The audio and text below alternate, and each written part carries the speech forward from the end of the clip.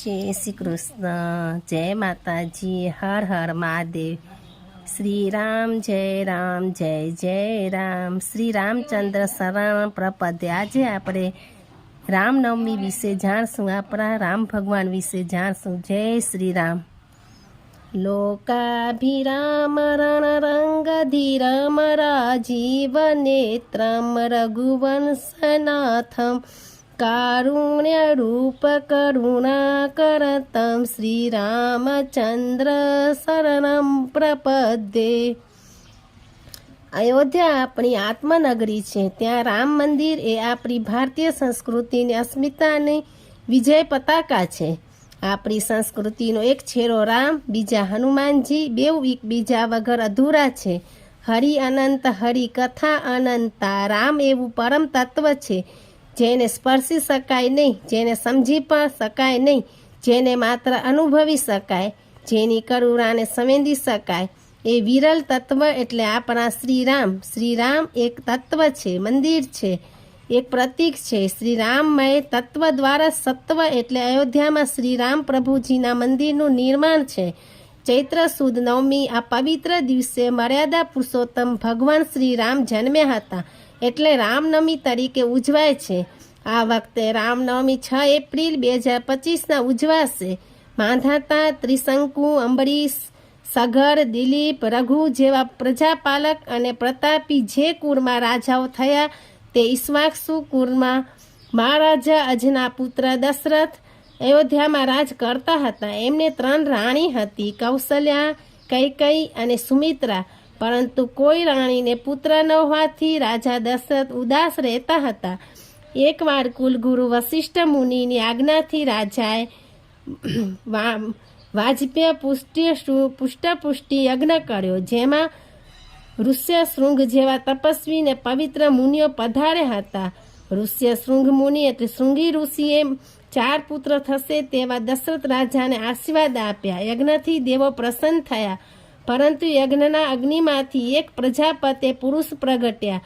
તેમણે દશરથ રાજાને પાયરાનું દાન આપ્યું।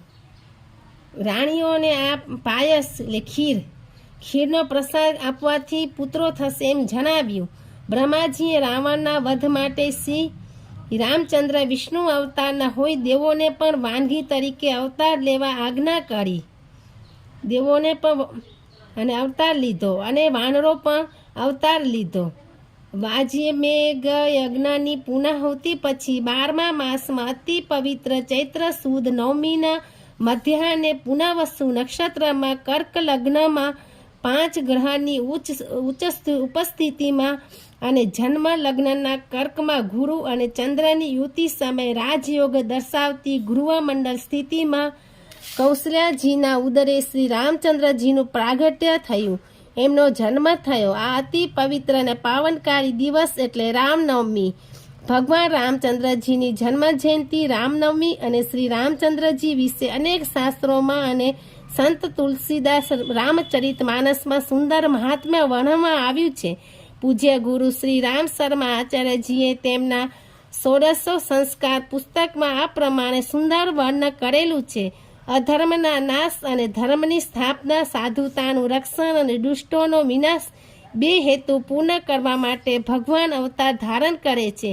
જ્યારે જ્યારે આ ધરતી પર અવતારી દેવદૂતો આવ્યા છે ત્યારે વધેલી અસુરતાનો નાશ કરી દિવ્ય અંશોની સ્થાપના કરી છે। આમ તો 24 અવતારો મુખ્ય 2 અવતાર રામ અને કૃષ્ણને જ મહત્વ આપવામાં આવે છે। રામ અને કૃષ્ણ લીલાઓ પણ થાય છે। જબ જબ હોય ધર્મ કી હાનિ, બાઢઈ અસુર અધમ અભિમાની, તબ તબ પ્રભુ ધરી વિવિધ શરીરા, હરહઈ કૃપા નિધિ સજન પીરા। જન્મથી લઈ ભગવાન શ્રી રામના ઉચ્ચ આદર્શોને આવો ચરિતાર્થ કરીએ। 12માં મહર્ષિ વિશ્વામિત્ર યજ્ઞની રક્ષા માટે માંગણી કરવા આવ્યા ત્યારે જીવનનું જોખમ ખેડીને પણ હસતા હસતા તેમની સાથે જંગલમાં ચાલ્યા ગયા। ઋષિ પરંપરાને ટકાવી રાખવા માટે યજ્ઞની રક્ષાને પ્રાધાન્ય આપી બલા અને અતિ બલા વિદ્યા પ્રાપ્ત કરી એક આદર્શ રાજા તરીકે રામ રાજ્યનું પ્રજા સમક્ષ ઉદાહરણ આજે પણ રામ રાજ્યને ઝાંખી કરી રહ્યું છે। આ રીતે રામનવમી આવા જ શુભ સંદેશ અને પ્રેરણાઓથી ભરેલું પરમ પાવન પર્વ છે. આપણે એવું સમજીએ છીએ અને શ્રી રામજી પ્રત્યે સાચી ભક્તિ કરીએ છીએ. શ્રી રામજીનો સંદેશ જીવનમાં સાચી રીતે ઉતારીએ ત્યારે સાચી રામનવમી ઉજવી સાર્થક ગણાશે. અયોધ્યા, મથુરા, માયા, કાશી, કાંચી, અવંતિકા, પુરી, દ્વારાવતી ચેવ સપ્તેતા મોક્ષદાયિકા. રામ એવં પરમ ધર્મ, રામ એવં પરમ તપમ, શુભમ એવં પરમ તત્વમ, શ્રી રામો બ્રહ્મતારકમ. કરુણા સાગર મર્યાદા પુરુષોત્તમ પ્રભુ શ્રી રામનું નામ લેતા જ અંતરમાં અપાર શાંતિની અનુભૂતિ થાય છે. હૃદય પુલકિત બની ઉઠે છે અને રોમ રોમ હર્ષિત થઈ ઉઠે છે. રામ નામ લઈ અમૂલ્ય રતનને જ પામી લે છે. એને બીજી કોઈ મોહમાયા રહેતી નથી. રામ એક અવતાર પુરુષ તો છે જ. પ્રભુ શ્રી રામના નામથી પથ્થર પણ તરી જાય છે. વાલીઓ લૂંટારો ઋષિ વાલ્મીકી બની જાય છે. રામ નામ પરમ હિતકારી મર્યાદા પુરુષોત્તમ તરીકેની ઓળખ પામેલા પ્રભુ શ્રીરામ જન જન્મમાં અને પ્રત્યેક હૃદયમાં વસે છે. જે ધર્મ અને જે સંસ્કૃતિમાં પ્રભુ શ્રી રામે અવતાર લીધો હોય તેની યુવા પેઢીએ બીજે આદર્શ શોધવા જવાની જરૂર જ નથી રહેતી. પ્રભુ શ્રીરામ એટલે એક આદર્શ પુત્ર અને આદર્શ રાજા. જાનકી વલ્લભ પ્રભુ શ્રીરામની લીલા અપરંપાર છે.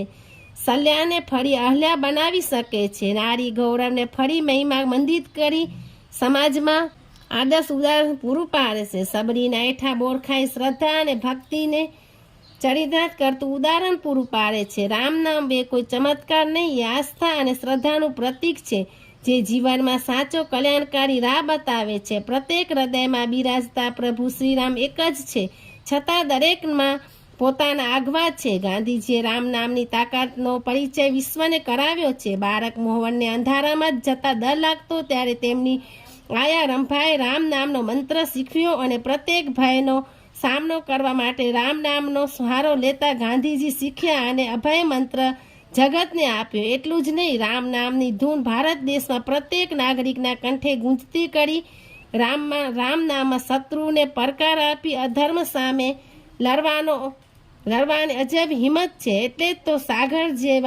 સાગરને પણ તેમની સામે ઝૂકવું પડ્યું અને રાવણનો સંહાર કરી તેમણે ધર્મનો વિજય ધોષ કર્યો. આજે માત્ર હિન્દુ ધર્મ કે ભારત દેશ જ નહીં, સમગ્ર વિશ્વને રામ નામનો સાચો અર્થ સમજી એ કલ્યાણકારી નામને પોતાનો પથ પ્રદર્શક બનાવવાની ખૂબ જ જરૂર છે. અને તો જ પુત્ર ધર્મ, રાજધર્મ, સાચા માનવનો ધર્મ, કર્તવ્ય પાલન, નિડરતા, અભય અને માનવ કલ્યાણ સાથે કોઈ પ્રત્યેક નફરત નહીં, માત્ર પ્રેમ અને પ્રેમ તથા ક્ષમાનો સાચો અર્થ વિશ્વ સમજી શકશે. અને ત્યારે જ મંગલ ભવન અમંગલ હારી પ્રભુ શ્રીરામની સાચી કૃપા પ્રાપ્ત થશે. હર હર મહાદેવ. જય શ્રી રામ, જય શ્રી રામ, જય શ્રી રામ.